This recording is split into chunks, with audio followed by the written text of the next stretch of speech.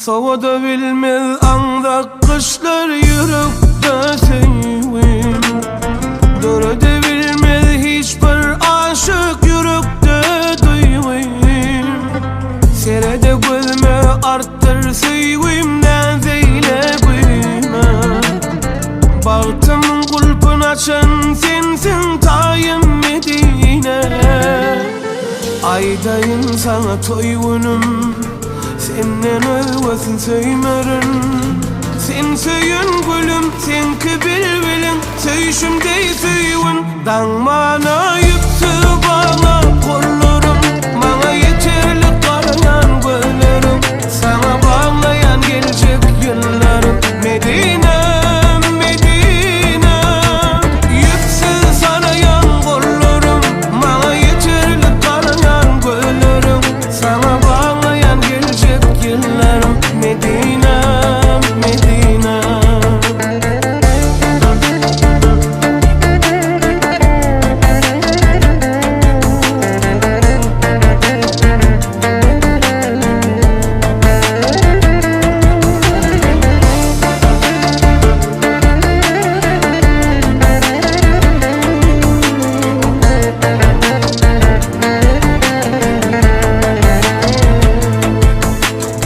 Denesem görkün senin tayın yar senin ağzın.